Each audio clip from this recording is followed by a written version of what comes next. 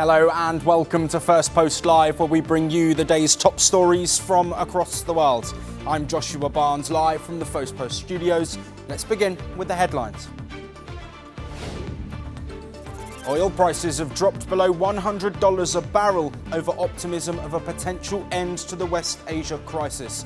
Iran are currently reviewing a 14-point US proposal to end hostilities, with Donald Trump hailing positive talks between both nations. A plane understood to be carrying a sick passenger from the cruise ship struck by an outbreak of the deadly hantavirus has landed in Amsterdam. More than 140 passengers and crew remain on board the ship as it makes its way to the Canary Islands. Russian forces have destroyed around 350 drones fired from Ukraine overnight, according to the country's defense ministry. Intense attacks from both nations have been launched ahead of Moscow's World War II commemorations and a slated ceasefire. Millions of British voters are casting their ballots in local elections, expected to deal a huge blow to Prime Minister Keir Starmer.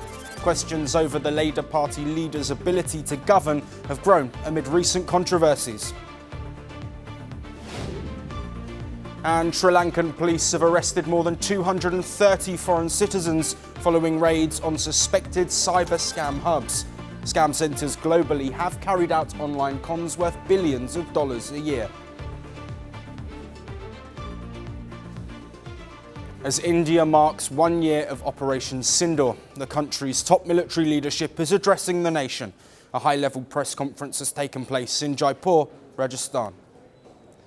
And leading that briefing are three senior officers: Lieutenant General Rajiv Ghai, Air Marshal Awadesh Kumar Bharti, and Vice Admiral A.N. Pramod. They were the ones who led India's fierce battle against Pakistan's terror infrastructure. 1 year later, they speak about the operation, its impact, India's military preparedness, and the evolving security challenge from cross-border terrorism. General Ghai said the operation reflected India's evolving whole-of-government approach, where the military, intelligence agencies, cyber and information warfare units, border forces and the BSF work in close coordination. He described Operation Sindoor as a joint tri-service mission that combined land, air and maritime capabilities with real-time intelligence and decision-making. Operation Sindoor saw India very consciously and coherently go beyond its erstwhile approaches and methods and target terror across the line of control and our international boundary with Pakistan. He said the strikes achieved total surprise and sent a clear message that no terrorist sanctuary, whether in Pakistan-occupied Jammu and Kashmir or deep inside Pakistan, was safe. General Ghai revealed that the Indian government gave the armed forces two clear directions before the operation. First, military objectives, and second, operational flexibility. With precision, proportionality, and a clarity of purpose. It was a statement of resolve, responsibility, and strategic restraint by a nation. From the outset, the government gave us two clear directions: clear politico-military objectives and the operational flexibility to achieve these. The clearly stated end to destroy and degrade terror ecosystems, disrupt their planning and deter future aggression from these bases was very unambiguously spelt out, while the armed forces were entrusted the wherewithal to plan and execute this operation. Well, General Ghai also emphasised India's exit strategy and escalation control. He said that at a time when many global conflicts are turning into long, drawn-out wars, India chose a different path. The general added that India struck hard and achieved clearly defined objectives that compelled Pakistan to reach out for a ceasefire. Operation Sindoor proved that Atmanirbhar is not just a slogan. It is indeed a force multiplier. Today, over 65% of our defense equipment is being manufactured domestically. I also want to speak here of our exit strategy and escalation control, In an era of prolonged conflicts around the world, we struck hard, achieved clearly defined objectives, and then decided to cease hostilities when the Pakistanis were compelled to negotiate and requested us to stop.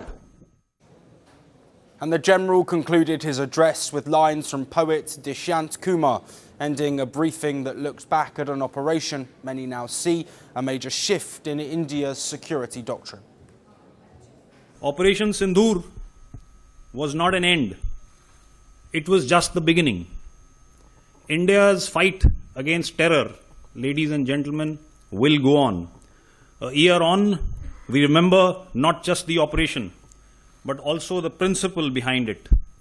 India will defend its sovereignty, its security, its people, decisively, professionally, and with the utmost responsibility.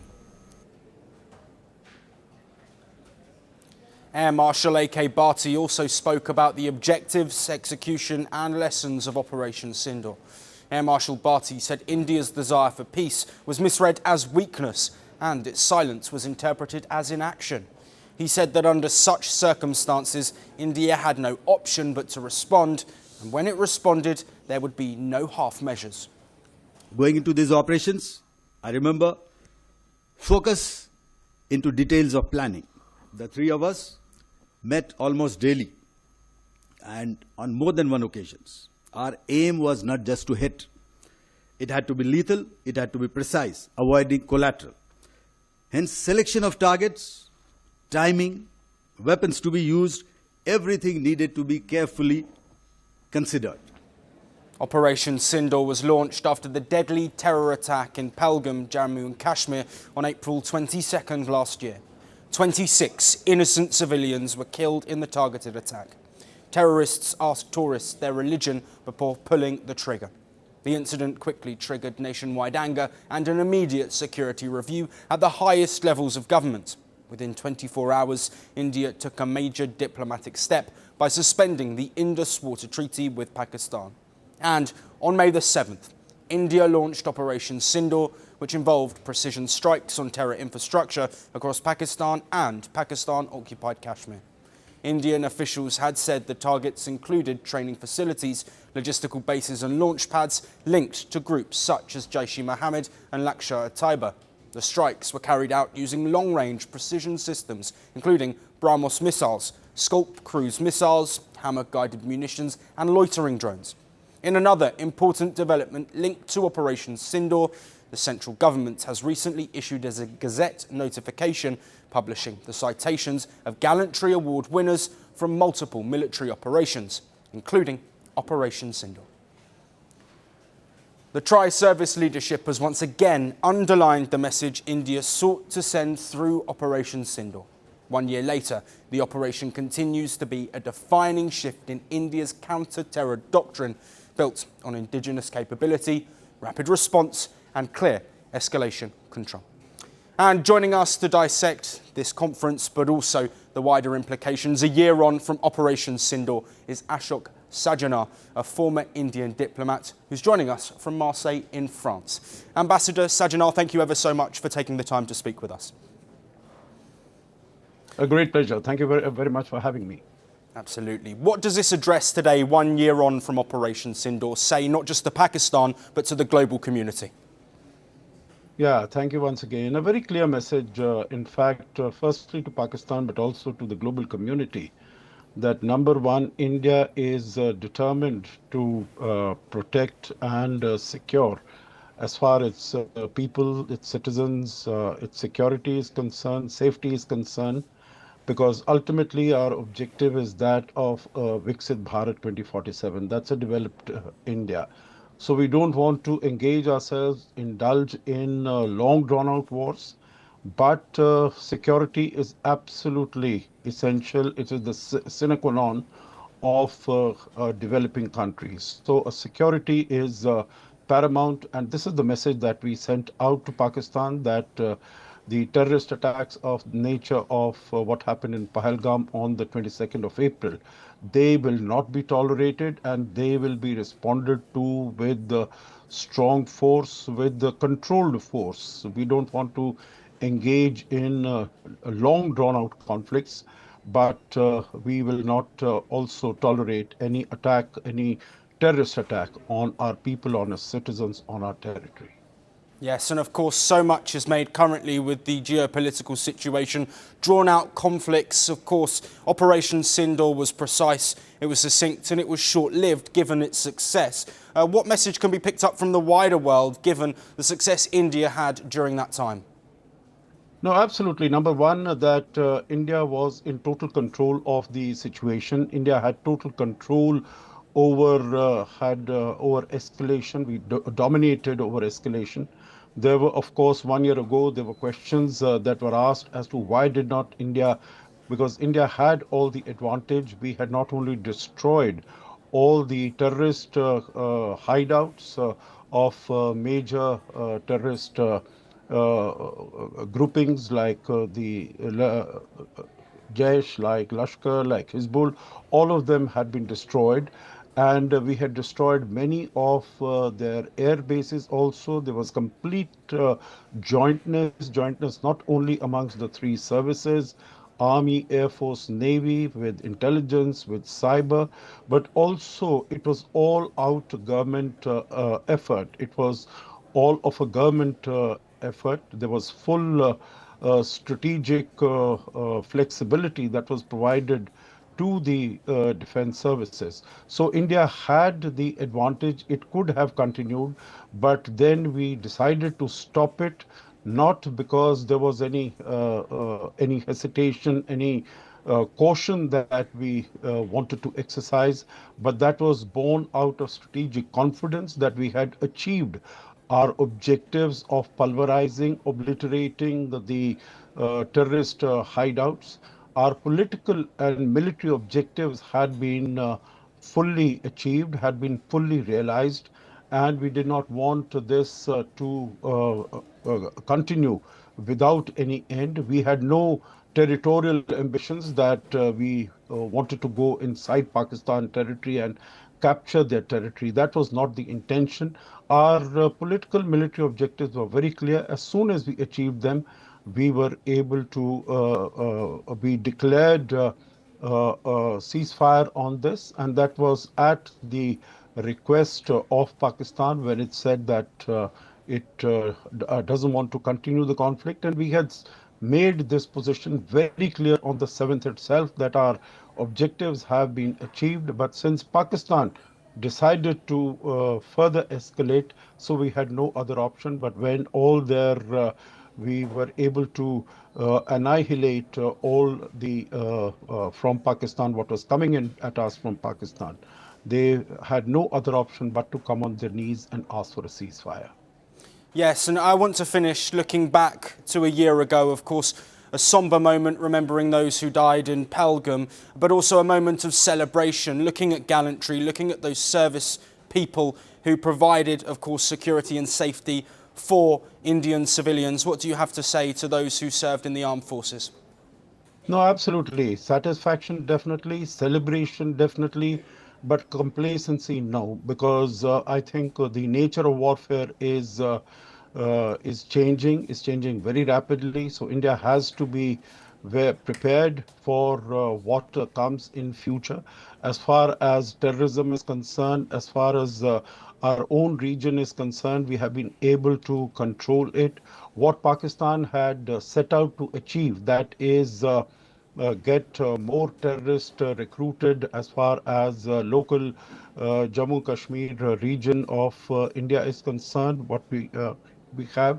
So that we have been able to stymie, that we have been able to pin it, push it back. There is no increased recruitment, tourism, economic activity in Jammu and Kashmir is increasing. But across the border, of course, Pakistan could again be engaging, and the whole nature of warfare is changing. So we have to be prepared for what comes ahead. So no room for complacency.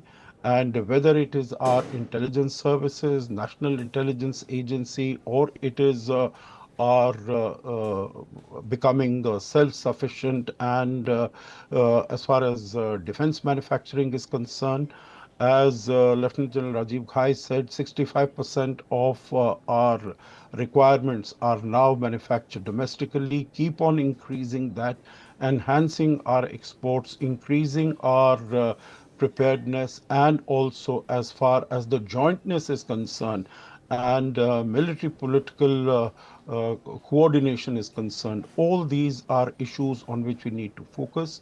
The last aspect I would say here, while we were very successful on the battlefield, on the battleground, our narrative still needs some more polishing. We need to focus on it because there were some quarters where, with the help of external media units, Pakistan was able to push its narrative. Those who are in the know of things know it was not a credible narrative, but still that is an area where we have to work, and we need to bring it up to the mark for any future conflicts that might arise. And I think we have to be prepared for future conflicts. Yes, absolutely. Reflection, of course, remembrance of that moment. Thank you ever so much, Ambassador, for joining us. Thank you. Always a pleasure. Japan have displayed a massive show of force as it carried out a missile test for the first time since World War II. But Tokyo's flexing of weapons has annoyed China. The missile test was conducted during a joint maritime exercise with the US, Australian and Philippine forces. The drills are part of the 2026 Balikatan military exercise. Japan's self-defense forces launched a Type 88 anti-ship missile which struck a decommissioned Philippine Navy ship that later sank. Though the missile's capabilities are limited against modern naval forces, the overseas deployment marks a major strategic signal. The ship was struck around 75 kilometers offshore in the South China Sea. The waters remain a long-standing disputed zone. Japan's defense minister and the Philippine defense secretary oversaw the firing.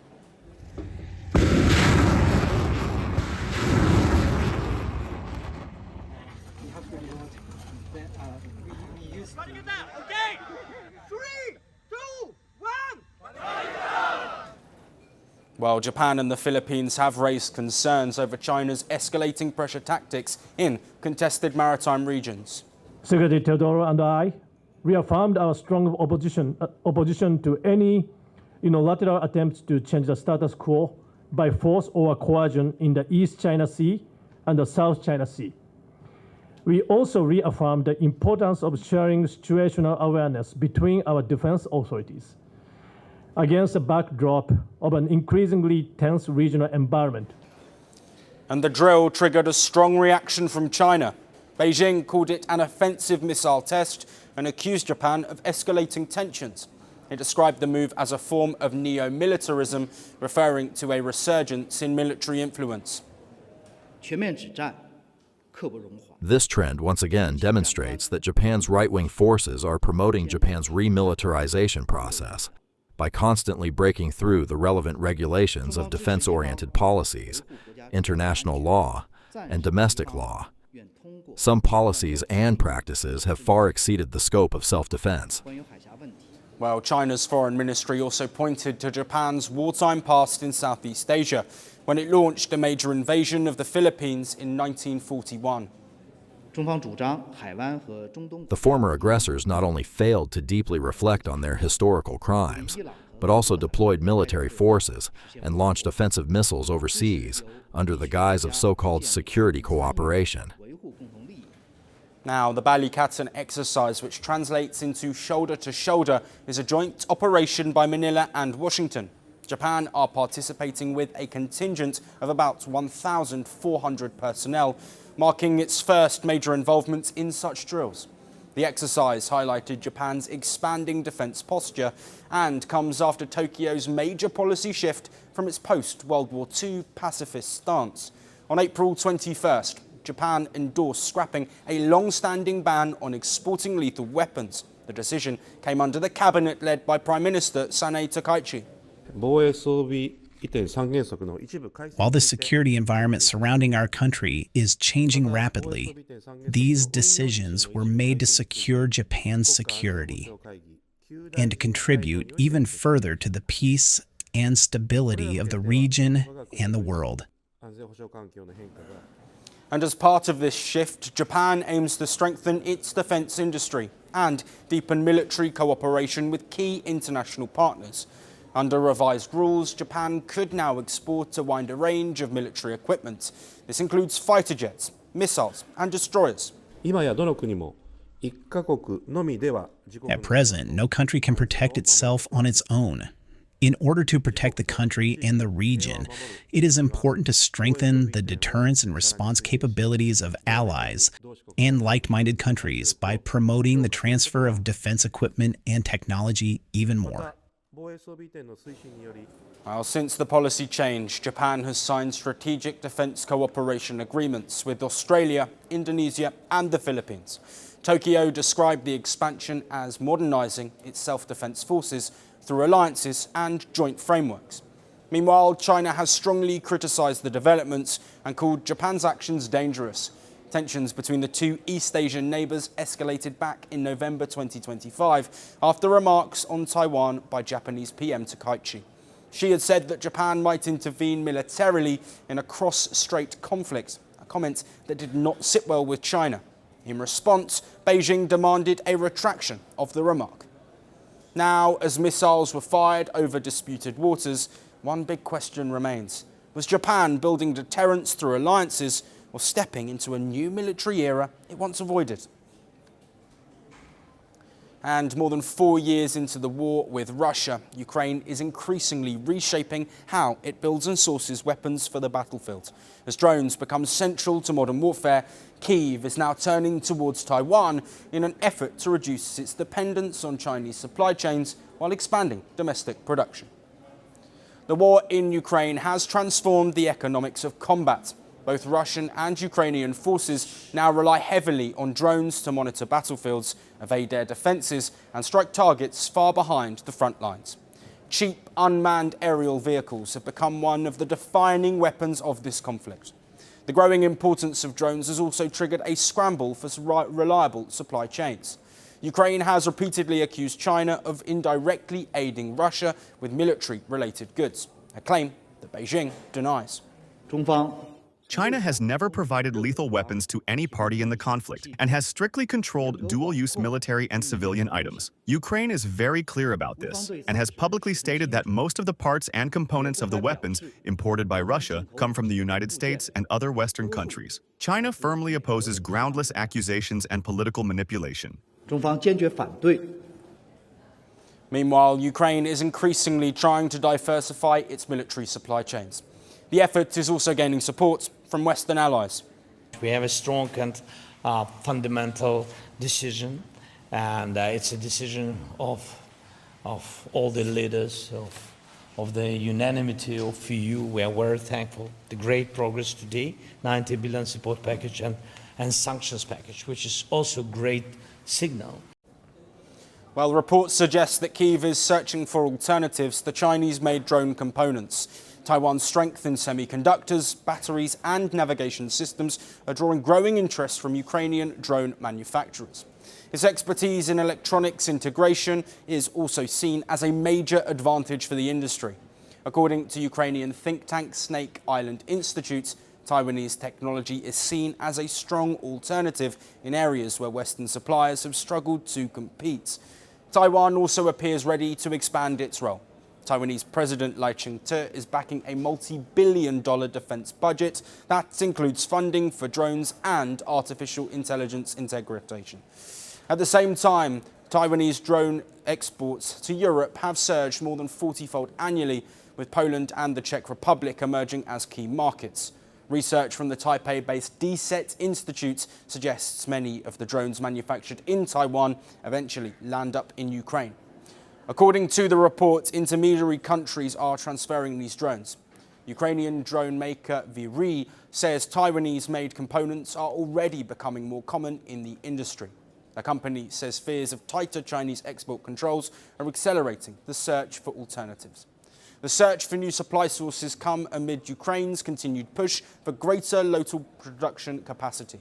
According to Ukraine's defense ministry, the country now has over 100 domestic component manufacturers. Ukrainian companies are increasingly designing systems tailored specifically for frontline combat rather than relying on mass-market imports. Zelensky has also called for continued military support, stressing the importance of air defense assistance as the war with Russia drags on. As long as this war continues, strong support for Ukraine must continue. Every support package matters, especially air defense. Every contribution to the Pearl program matters. And we need new Pearl packages this year, this May. This helps us defend against the ballistic threats. Well, despite Taiwan's push to export drones, Chinese-made components continue to dominate global supply chains because of their cost-effectiveness. Even the products like batteries, magnets and electronic parts that are not manufactured in China depend on Chinese materials. Taiwan also faces similar challenges as China remains one of its largest drone import sources. Production capacity remains a major challenge for Taiwan.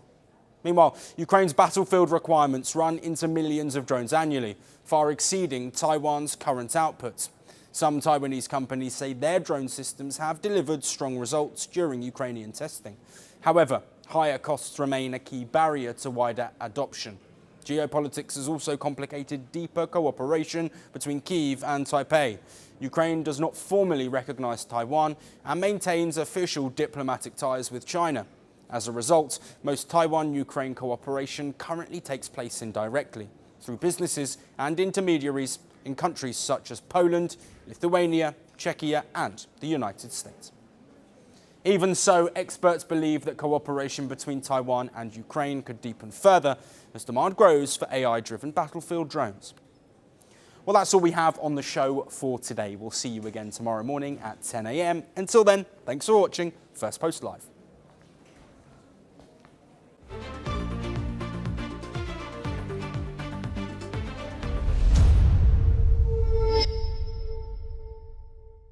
Hi, I'm Ozzy Bai.